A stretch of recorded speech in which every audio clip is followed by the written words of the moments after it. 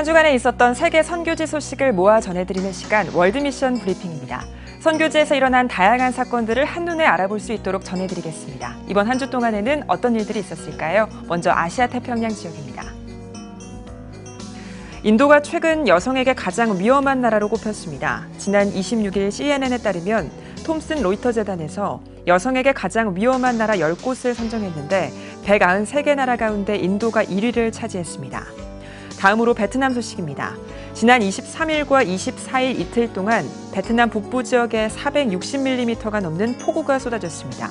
폭우의 영향으로 홍수와 산사태가 일어났고 현지 주민 17명이 숨지고 11명이 실종된 것으로 전해졌습니다. 중국 소식도 전해드립니다. 최근 중국 정부가 종교 활동에 대한 규제를 강화하려고 하는데요. 한국위기관리재단은 지난 25일에 문화체육관광부의 해외 선교 관련 유의사항 알림에 대한 공문을 공개하면서 선교단체 활동에 유의해 줄 것을 당부했습니다. 다음으로 중동 아프리카 지역입니다. 먼저 시리아 소식입니다. 시리아 정부군이 이번 달 초부터 남서부 반군 지역에서 최대 규모의 공습을 펼치고 있는데요. 현지 시간으로 26일 4만 5천 명이 넘는 주민들이 교전을 피하기 위해 요르단 국경으로 이동한 것으로 전해졌습니다. 이어서 리비아 소식 살펴보겠습니다. 리비아 해안 경비대가 지난 24일 지중해에서 유럽으로 향하던 난민 1000여 명을 구조했습니다.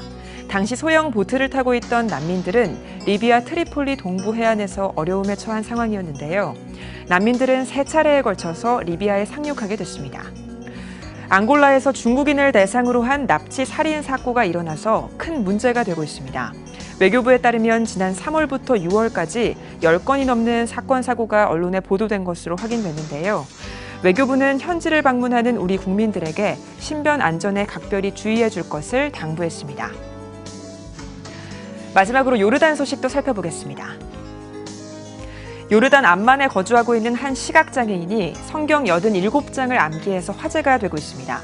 이라크 출신인 이 시각장애인 난민은 태양열로 작동하는 오디오 성경을 사용해서 성경을 외운 건데요. 리딩 더 웨이 전도팀이 이 시각장애인 난민에게 오디오 성경을 전해준 것으로 알려졌습니다. 리딩 더 웨이 단체는 그동안 25개의 다른 언어로 된 오디오 성경기기 11만 6천여 대를 제공해 왔습니다. 오디오 기기 안에는 성경 말씀과 설립자의 메시지가 담겨 있다고 하네요. 지금까지 월드미션 브리핑이었습니다.